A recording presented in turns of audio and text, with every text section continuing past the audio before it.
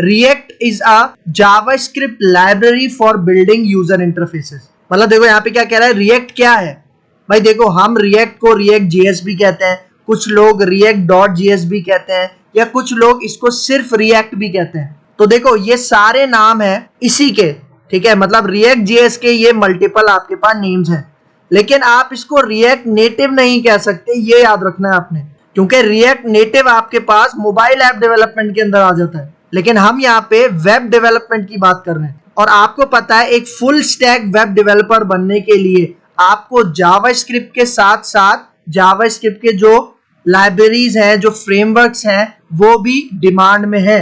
मतलब वो भी आपकी सीवी के अंदर, आपके रेज्यूमे के अंदर ऐड होने चाहिए, क्योंकि आपको पता है आजकल रिएक्ट हो गया, एंगुलर हो गया, जावास्क्रिप्ट, जेक्वेरी, इन चीजों की बहुत ज्यादा डिमांड है, ठीक है। तो रिएक्ट क्या है, आपके पास जावास्क्रिप्ट की एक लाइब्रेरी है, और ये हम क्यों यूज करते हैं, यूजर इंटरफेसेस बनाने के लिए यूज करते हैं। यूजर इंटरफेसेस मतलब आपको पता है जब भी आप कोई वेबसाइट एक्सेस करते हो तो सबसे पहले आपको उसका यूजर इंटरफेस नजर आता है, जिसके अंदर हेडर होता है, नैव बार होता है, फूटर होता है, साइड बार होती है, और भी बहुत सारी चीजें होती हैं। तो इंटरैक्टिव और ब्यूटीफुल इंटरफेसेस, यूजर इंटरफेसेस बनाने के लिए हम रिएक्ट का यूज करते हैं, और ऐसे इंटरफेसेस होते हैं जिसके अंदर यूजर का इंटरैक्शन भी होता है। और एक बात बहुत ज्यादा इंपॉर्टेंट, देखो बहुत सारे लोग अक्सर इस चीज में कंफ्यूज हैं कि वो समझते हैं कि रिएक्ट एक फ्रेमवर्क है। तो देखो मैं साफ लफ्जों में आपको एक बात बताना चाहूंगा कि रिएक्ट जेएस आपके पास फ्रेमवर्क नहीं है, ये जावास्क्रिप्ट की लाइब्रेरी है। जिस तरह रिएक्ट से पहले आपने एक और जावास्क्रिप्ट की लाइब्रेरी का नाम सुना होगा, बहुत मशहूर, जेक्वेरी। तो जेक्वेरी भी आपके पास जावास्क्रिप्ट की एक लाइब्रेरी है, लेकिन रिएक्ट और जेक्वेरी में एक मेजर डिफरेंस यही है कि रिएक्ट के अंदर बहुत सारी चीजें स्ट्रक्चर्ड हुई हुई हैं। स्ट्रक्चर का मतलब कि डिफरेंस इसका एक डायरेक्टरी स्ट्रक्चर होता है और फाइल्स एंड फोल्डर्स होते हैं, जिसके अंदर हमें बताया हुआ है कि भाई कौन सा काम आपने कहां पे करना है। ये वाला काम हम जेक्वेरी में नहीं करते थे। मतलब जेक्वेरी में हम अपनी मर्जी से फाइल्स बनाते थे और उसके अंदर कोडिंग करते थे, लेकिन रिएक्ट के अंदर हमारे पास एक स्ट्रक्चर फॉर्मेट में एक तरीकेकार को फॉलो करते हुए हम काम करते हैं। तो देखो ये जो तरीकेकार को फॉलो करते हुए हम काम करते हैं ना, इसलिए अक्सर लोग इसको फ्रेमवर्क समझते हैं, क्योंकि फ्रेमवर्क के अंदर आपको पता है एमवीसी का कॉन्सेप्ट होता है, मॉडल व्यू कंट्रोलर का कॉन्सेप्ट होता है, लेकिन रिएक्ट के अंदर ऐसा कुछ नहीं है। इसलिए रिएक्ट आपके पास जावास्क्रिप्ट की लाइब्रेरी है। तो ये कंफ्यूजन आपकी इसी पॉइंट में दूर हो जानी चाहिए। फिर देखो next point, React is used to build single page applications.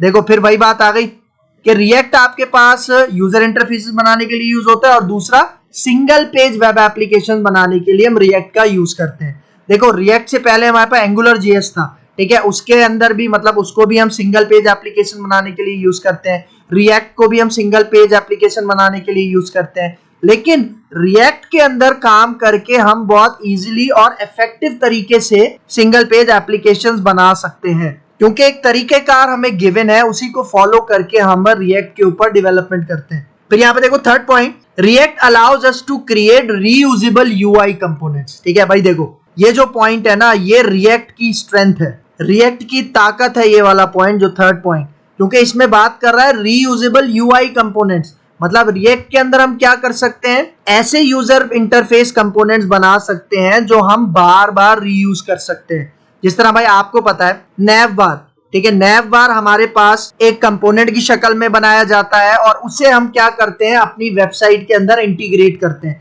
इसी तरह फूटर हो गया, हेडर हो गया, साइड बार हो गई, उनको हम यूआई कंपोनेंट्स के तौर पे बना सकते हैं और उसे बार बार रीयूज कर सकते हैं। तो ये रिएक्ट की सबसे बड़ी ताकत है कि इसके अंदर कंपोनेंट बेस्ड आर्किटेक्चर होता है, कि भाई हम अलग अलग कंपोनेंट्स बना के, पीस ऑफ कोड बना के, और उन सारे कंपोनेंट्स को फिर एक साथ मिलाकर अपनी एक एप्लीकेशन क्रिएट करते हैं।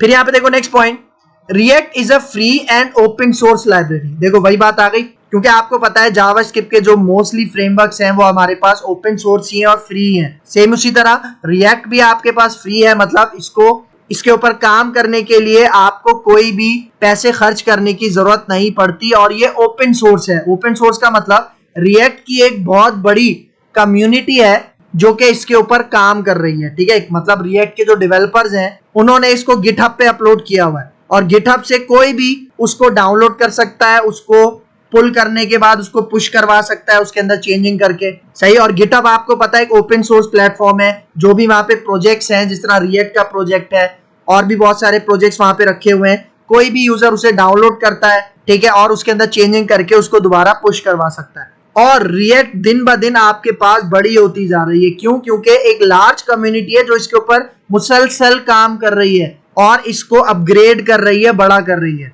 फिर देखो आगे चलते हैं। अब यहां पे देखो एक और पॉइंट है, देखो react is a declarative, efficient and flexible JavaScript library for building user interfaces. मतलब रिएक्ट आपके पास एक डिक्लेरेटिव, एफिशिएंट और फ्लेक्सिबल जावास्क्रिप्ट की लाइब्रेरी है जिसको यूज करके हम यूजर इंटरफेसेस बना सकते हैं। अच्छा भाई देखो, इसके अंदर एफिशिएंट और फ्लेक्सिबल का मतलब तो आपको पता है, लेकिन यहाँ पे एक वर्ड है डिक्लेरेटिव, जो कि एक बहुत इंपॉर्टेंट कॉन्सेप्ट है रिएक्ट के अंदर। इस डिक्लेरेटिव के कॉन्सेप्ट को मैंने आगे वाली स्लाइड्स में समझाया हुआ है, ठीक है। तो फिलहाल आप यहाँ पे इसको समझो कि बड़े एफिशिएंट तरीके से, एक अच्छे तरीके से और फ्लेक्सिबल तरीके से हम रिएक्ट को यूज करके अपने यूजर इंटरफेसेस बिल्डअप कर सकते हैं। फिर देखो क्या कह रहा है, it lets you compose complex UIs from small and isolated pieces of code called components. मतलब देखो यहाँ पे क्या कह रहा है कि रिएक्ट को यूज करके जो आप कॉम्प्लेक्स यूआईज है ना वो बना सकते हो। और कैसे बना सकते हो? छोटे छोटे पीसेस में, मतलब अलग।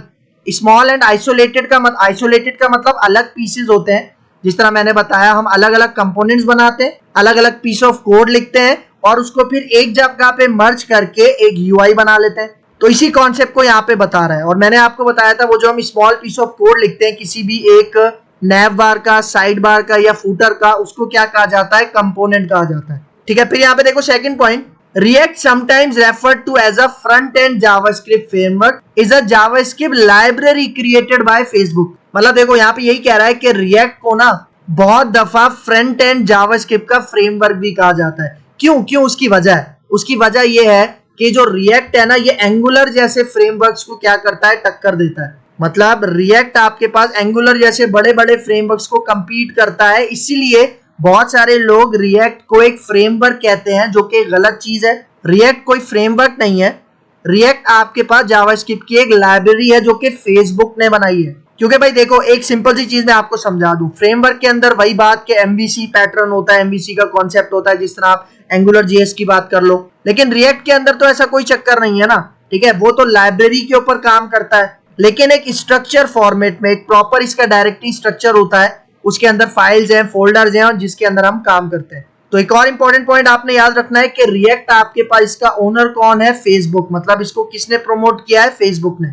अब यहाँ पे देखो third point, React is a tool for building UI components. देखो वही बात कर रहा है दोबारा कि रिएक्ट को यूज करके हम ऐसे कंपोनेंट्स बना सकते हैं जो हम अपने यूजर इंटरफेस के अंदर इंटीग्रेट कर सकते हैं। और देखो, जब भी आप कंपोनेंट्स बेस्ड आर्किटेक्चर को यूज करते हो ना, तो आपकी डेवलपमेंट बहुत ज्यादा आसान हो जाती है, क्योंकि आपको सारा कोड एक ही फाइल में नहीं रखना पड़ता। वो जो वेबसाइट का यूजर इंटरफेस है, उसके अंदर जितने भी कंपोनेंट्स है, आप उनको अलग अलग फाइल्स में रख सकते हो और उन सबको एक साथ जमा करके, एक साथ मर्ज करके अपना पूरा यूआई डिजाइन कर सकते हो। फिर देखो आगे। अब यहाँ पे देखो, मैं आपको एक डायग्राम से समझाता हूँ, ठीक है। ये जो मैंने आपको एक कॉन्सेप्ट अभी बताया था ना, कंपोनेंट बेस्ड आर्किटेक्चर, ये असल में होता क्या है? भाई देखो, रिएक्ट के अंदर हम क्या करते हैं, मुझे सपोज करो एक कंपोनेंट बनाना है, मैंने यहाँ पे हेडर का एक कंपोनेंट बना दिया और इसी हेडर के साथ मैंने नैवबार भी अटैच की हुई है। मतलब हेडर और नैवबार एक ही कंटेनर के अंदर आ गए, तो ये हेडर क्या हो गया? मेरा एक कंपोनेंट हो गया। फिर सेम इसी तरह मैंने एक और दूसरा कंपोनेंट बनाया, फूटर। मतलब समझ लो हेडर का कंपोनेंट अलग है, फूटर का कंपोनेंट अलग है। मतलब समझ लो हेडर की फाइल अलग है और फूटर की फाइल अलग है। सेम इसी तरह मैंने मेन कंटेंट का एक कंपोनेंट बना दिया और सेम इसी तरह मैंने साइड बार का एक कंपोनेंट बना दिया। तो ये देखो, ये मैंने डिफरेंट कंपोनेंट्स बना लिए। तो डिफरेंट कंपोनेंट्स बनाने का फायदा क्या है कि मैं इसको बार बार रीयूज कर सकता हूं, ठीक है। तो देखो, इन रीयूजेबल कंपोनेंट्स को मैं एक जगह पे मर्ज करूंगा और मेरा एक यूआई डिजाइन क्या हो जाएगा? क्रिएट हो जाएगा। तो ये सबसे बड़ा फायदा होता है आपके पास किसका? कंपोनेंट बेस्ड आर्किटेक्चर का। फिर आगे चलते हैं। अब यहाँ पे देखो, रिएक्ट के बारे में कुछ और बातें बता रहा है। देखो पहला point, react community also provides advance concept like state management, routing etcetera on top of the react library.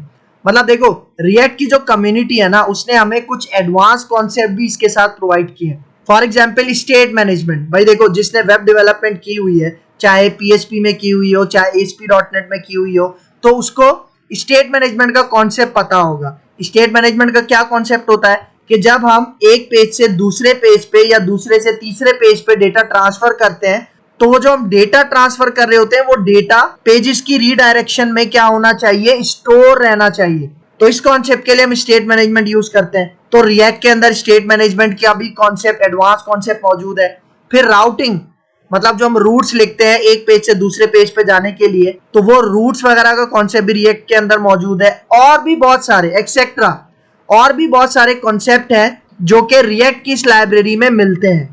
भाई देखो ये जो कॉन्सेप्ट है ना, स्टेट मैनेजमेंट, राउटिंग, ये अक्सर हमें फ्रेमवर्क्स में मिलते हैं। तभी जो अक्सर यूजर्स हैं वो रिएक्ट को फ्रेमवर्क ही समझते हैं। क्यों समझते हैं? क्योंकि उनको फ्रेमवर्क वाली चीजें रिएक्ट में देखने को मिलती हैं, जिस तरह स्टेट मैनेजमेंट हो गया, राउटिंग हो गया, डायरेक्टरी स्ट्रक्चर का एक पूरा फॉर्मेट हो गया।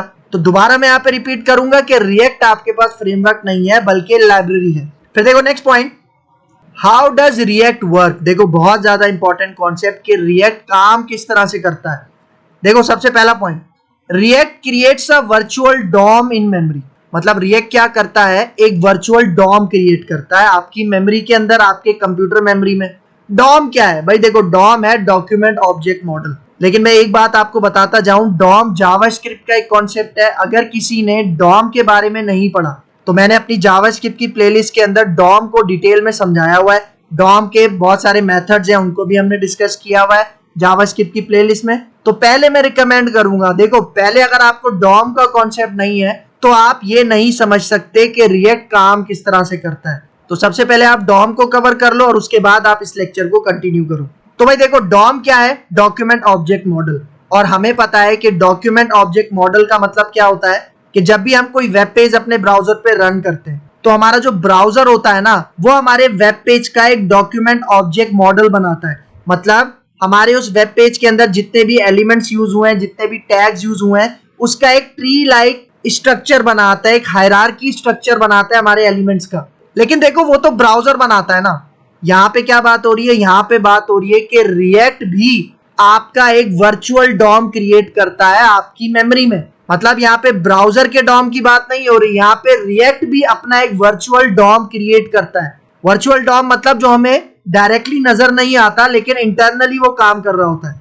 फिर यहाँ पे देखो सेकंड पॉइंट, अब देखो यहाँ पे क्या कह रहा है, instead of manipulating the browser's DOM directly, React creates a virtual DOM in memory where it does all the necessary manipulating before making the changes in the browser DOM. मतलब देखो भाई यहाँ पे क्या कह रहा है, गौर से समझना इसको। ये कह रहा है रिएक्ट हमारे ब्राउजर के डॉम के साथ डायरेक्टली काम नहीं करता, बल्कि रिएक्ट क्या करता है, एक वर्चुअल डॉम क्रिएट करता है हमारी मेमोरी में, where it does all the necessary manipulating before making the changes in the browser DOM. इसका मतलब भाई देखो डॉम मैनिपुलेशन का जितना भी काम है ना, वो रिएक्ट क्या करता है, अपने वर्चुअल डॉम के अंदर करता है। और जब वो सारी मैनिपुलेशन सक्सेसफुली डन हो जाती हैं, उनको वापस इंप्लीमेंट कर देता है अपने ब्राउजर के डॉम में।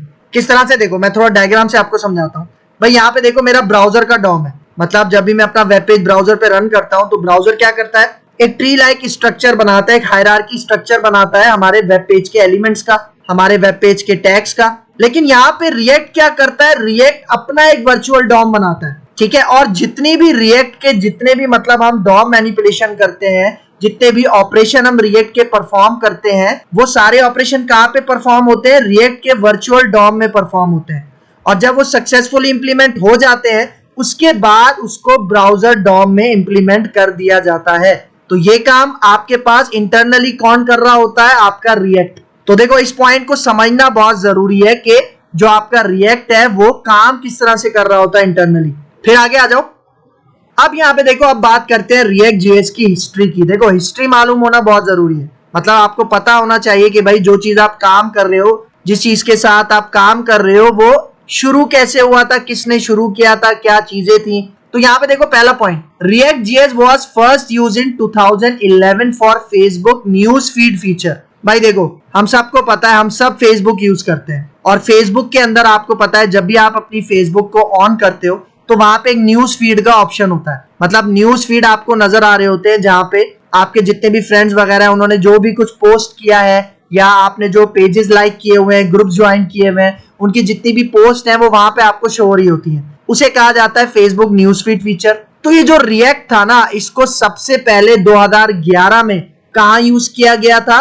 फेसबुक की जानिब से फेसबुक के अंदर जो न्यूज फीड का फीचर है उसके अंदर रिएक्ट को यूज किया गया था। ठीक है, मतलब फेसबुक को फर्स्ट टाइम फेसबुक ने ये जो प्रोडक्ट है रिएक्ट जीएस, इसको 2011 में अपने ही एक प्रोडक्ट के अंदर एक फीचर है उसके साथ इसको यूज किया। फिर second point, initial release to the public version 0.30 was in July 2013। मतलब देखो भाई यहाँ पे क्या कह रहा है, रिएक्ट को फेसबुक के न्यूज फीड फीचर में कब यूज किया गया था? 2011 में।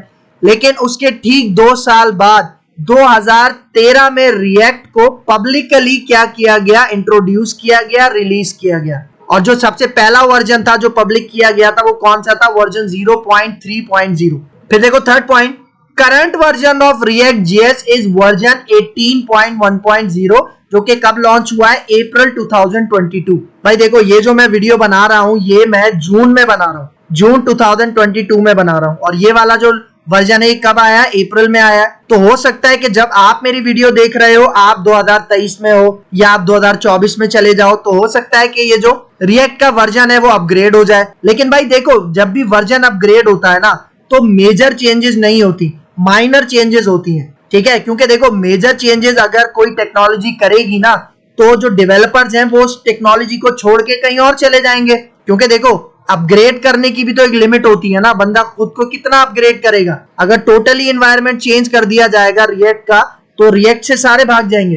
ठीक है, तो करंट वर्जन क्या है ये आपके सामने मैंने आपको बताया। फिर आ जाओ आगे, current version of create React app is version 5.0.1 जो कि अप्रैल 2022 में लॉन्च हुआ है। भाई देखो बहुत ज्यादा इंपॉर्टेंट पॉइंट है, ये 3 लफ्ज ना याद कर लो, क्रिएट रिएक्ट ऐप। मतलब समझ लो ये आपके पास एक तरह से एक कमांड है और इस कमांड को यूज किए बगैर आप अपना रिएक्ट का प्रोजेक्ट नहीं बना सकते। मतलब देखो इस कमांड को यूज करने का फायदा पता है क्या होगा? इस कमांड को यूज जब आप करोगे और इस कमांड को यूज करके जब आप प्रोजेक्ट बनाओगे तो जो बेसिक डायरेक्टरी स्ट्रक्चर होता है ना रिएक्ट का वो आपको बना बनाया मिल जाएगा। लेकिन अगर आप ये कमांड यूज नहीं करते क्रिएट रिएक्ट ऐप तो आपको खुद से सारी फाइल्स और फोल्डर्स वगैरह बनाने पड़ेंगे और उसके अंदर खुद से कोडिंग करनी पड़ेगी। तो रिएक्ट के अंदर ये जो एक कमांड है ना, ये जो एक कॉन्सेप्ट है क्रिएट रिएक्ट ऐप, इसका कौन सा वर्जन चल रहा है? वर्जन 5.0.1। ठीक है, तो ये भी इंटरव्यूज के अंदर पूछा जाता है कि रिएक्ट का कौन सा वर्जन चल रहा है, क्रिएट रिएक्ट ऐप का कौन सा वर्जन चल रहा है। ठीक है, तो ये बातें आपको पता होनी चाहिए। फिर देखो next point, create React app includes built in tools such as webpack, Babel and ESLint। मतलब देखो भाई देखो क्रिएट रिएक्ट ऐप के अंदर भी बहुत सारे टूल्स हैं। मतलब जब भी आप इस कमांड को या इस कॉन्सेप्ट को यूज करके ऐप बनाते हो तो इसके साथ हमें कुछ टूल्स भी मिलते हैं, जिस तरह वेबपैक हो गया, बेबल हो गया, ESLint हो गया। इसमें से बेबल का कॉन्सेप्ट बहुत ज्यादा इंपॉर्टेंट है, इसको हम आगे जाके डिस्कस करेंगे। तो अभी के लिए आपको जस्ट इतना पता होना चाहिए कि क्रिएट रिएक्ट ऐप के साथ हमें कौन कौन से टूल्स मिलते हैं। फिर आगे चलते हैं। तो अब देखो यहाँ पे बताया जा रहा है कि रिएक्ट जेएस का क्रिएटर कौन है। भाई देखो फेसबुक का एक सॉफ्टवेयर इंजीनियर है जिसका नाम है जॉर्डन वॉक, उसने ये रिएक्ट जेएस आपके पास क्रिएट किया है और उसका मैं चेहरा दिखा देता हूं। देखो ये है वो बंदा जो कि फेसबुक का एक सॉफ्टवेयर इंजीनियर है और जिसने रिएक्ट को क्रिएट किया है। ठीक है, क्या नाम है? Jordan walk. अच्छा ये वो वाला वॉक नहीं है जो आप शाम को गार्डन में टहलने निकलते हो, ये वो वाला वॉक बिल्कुल भी नहीं है। फिर देखो आगे चलते हैं। अब यहाँ पे देखो एप्लीकेशंस। अब मैं कुछ एप्लीकेशंस की बात करता हूँ कि कहाँ कहाँ पे रिएक्ट को यूज किया जा रहा है। देखो few popular websites powered by React library are listed below. मतलब कुछ पॉपुलर वेबसाइट्स हैं जो कि रिएक्ट को यूज कर रही हैं। कौन कौन सी? फेसबुक, जाहिर बात है कि भाई जिस तरह से मैंने बताया कि फेसबुक के न्यूज फीड के अंदर इस कॉन्सेप्ट को, रिएक्ट के कॉन्सेप्ट को यूज किया जा रहा है, जो कि एक पॉपुलर सोशल मीडिया एप्लीकेशन है। फिर इंस्टाग्राम भी आपको पता है फेसबुक के पास चली गई है, व्हाट्सएप भी फेसबुक के पास चला गया है। तो जो उसके प्रोडक्ट्स हैं उसके अंदर आपको रिएक्ट जेएस देखने को मिलेगी। देख लो Instagram popular photo sharing application, उसके अंदर भी रिएक्ट का यूज हुआ है। फिर नेटफ्लिक्स आ जाओ, पॉपुलर मीडिया स्ट्रीमिंग एप्लीकेशन, उसके अंदर भी आपके पास रिएक्ट का यूज हुआ है। इसी तरह कोड एकेडमी जो कि एक पॉपुलर ऑनलाइन ट्रेनिंग एप्लीकेशन है, उसके अंदर भी रिएक्ट का यूज हुआ है। फिर रेडिट जो कि पॉपुलर कंटेंट शेयरिंग एप्लीकेशन है, उसके अंदर भी रिएक्ट का यूज हुआ है। और भी बहुत सारी एप्लीकेशन है यहाँ पे जस्ट मैंने आपको कुछ एप्लीकेशंस के बारे में बताया है, और भी बहुत सारी एप्लीकेशंस हैं और फ्यूचर में और भी ज्यादा एप्लीकेशंस आएंगी जिसमें रिएक्ट का यूज होगा। और एक बात तो मुझे आपको बताने की जरूरत नहीं होगी कि फेसबुक का नाम अब मेटा कर दिया गया है, क्योंकि बिल गेट्स ने कहा है कि अब ये एक सोशल मीडिया एप्लीकेशन से बहुत ज्यादा ऊपर चली गई है, तो इसलिए उन्होंने उसका एक जनरल नेम रख दिया है जिसका क्या नाम है, मेटा। फिर आगे चलते हैं। अब यहाँ पे देखो, why should we use React, मतलब देखो एक बहुत ही ज्यादा इंपॉर्टेंट कॉन्सेप्ट जो कि बहुत सारे डेवलपर्स के माइंड में आता है कि रिएक्ट को यूज करना क्यों चाहिए। देखो सबसे पहला point, react has a large community on GitHub. भाई देखो मैंने आपको बताया था कि रिएक्ट का ये जो प्रोजेक्ट है वो गिटहब पे मौजूद है, क्योंकि ओपन सोर्स है, और जो भी आजकल ओपन सोर्स चीज होती है वो गिटहब पे आपको जरूर मिलती है। तो आपको पता है रिएक्ट का प्रोजेक्ट अगर गिटहब पे मौजूद है तो गिटहब की तो एक समझ लो एक बहुत बड़ी कम्युनिटी है, और इसी तरह रिएक्ट की भी एक लार्ज कम्युनिटी है जो कि गिटहब के ऊपर काम कर रही है। तो ये भी एक बहुत बड़ा एडवांटेज है कि गिटहब आपके पास अपग्रेड हो रहा है, मतलब जो भी उसके अंदर इश्यूज आते हैं, जो भी बग्स वगैरह आते हैं, वो मिलके कम्युनिटी क्या करती है, उसको फिक्स कर देती है। फिर देखो next point, component based architecture, जो कि हमने अभी प्रीवियस स्लाइड्स में डिस्कस किया और जो कि मैंने बताया था कि रिएक्ट की स्ट्रेंथ है कंपोनेंट बेस्ड आर्किटेक्चर, जिसके अंदर हम अलग अलग कंपोनेंट्स बनाते हैं और उसे एक साथ मिलाकर एक यूआई डिजाइन क्रिएट करते हैं। फिर देखो third point, DOM updates are handled very easily and effectively, मतलब जो डॉक्यूमेंट ऑब्जेक्ट मॉडल की जो अपडेट्स होती हैं, मैनिपुलेशन होती है, ऑपरेशन होती है, उसको रिएक्ट बहुत ही आसानी से और इफेक्टिव तरीके से हैंडल करता है। और किस तरह से हैंडल करता है ये भी अभी मैंने आपको पीछे बताया कि रिएक्ट क्या करता है, अपना एक वर्चुअल डॉम बनाता है, उसमें सारी चेंजेस अपडेट करता है और फिर उसको ब्राउजर के डॉम में ले जाता है। वही चीज यहाँ थर्ड पॉइंट में बता रहा है। फिर देखो फोर्थ पॉइंट, अब देखो ये है वो पॉइंट जो कि मैंने आपको अपने लेक्चर के शुरू में बताया था कि रिएक्ट आपके पास डिक्लेरेटिव अप्रोच को फॉलो करता है, और ये एक बहुत मेन पॉइंट है जो कि इंटरव्यूज के अंदर भी पूछा जाता है। मतलब अगर आप रिएक्ट जेएस के डेवलपर बन के इंटरव्यू में गए हो तो ये जो वर्ड है ना डिक्लेरेटिव अप्रोच, इसके बारे में लाजमी पूछा जाता है कि डिक्लेरेटिव अप्रोच क्या होती है रिएक्ट में। भाई देखो ये जो डिक्लेरेटिव अप्रोच का कॉन्सेप्ट है ना, ये जो रिएक्ट सीख रहे हैं ना स्टूडेंट्स, उनके माइंड में ये कंफ्यूजन अभी तक मौजूद है, मतलब उन्हें नहीं समझ आ रहा कि डिक्लेरेटिव अप्रोच होती क्या है। ठीक है, तो अब नेक्स्ट स्लाइड में ये डिक्लेरेटिव अप्रोच का कॉन्सेप्ट आपको पूरी तरह से समझ में आ जाएगा। तो यहाँ पे देखो डिक्लेरेटिव अप्रोच क्या होती है। भाई देखो मैं बहुत ज्यादा सिंपल करके इसको समझाता हूँ। भाई अगर किसी ने ऑब्जेक्ट ओरिएंटेड प्रोग्रामिंग लैंग्वेज को सीखा है, चाहे जावा हो, सी शार्प हो, या और भी बहुत सारी हमारे पास ऑब्जेक्ट ओरिएंटेड प्रोग्रामिंग लैंग्वेज हैं जिनको ऊप भी कहा जाता है। तो भाई देखो ऑब्जेक्ट ओरिएंटेड प्रोग्रामिंग लैंग्वेज के 4 पिलर्स होते हैं, इनहेरिटेंस होता है, पॉलीमॉर्फिज्म होता है, इनकैप्सुलेशन होता है और चौथा होता है एब्स्ट्रैक्शन। तो डिक्लेरेटिव अप्रोच आप समझ लो एब्स्ट्रैक्शन को फॉलो करती है। मतलब अगर मैं इस तरह से भी कहूं ना कि डिक्लेरेटिव अप्रोच का मतलब है एब्स्ट्रैक्शन, तो गलत नहीं होगा।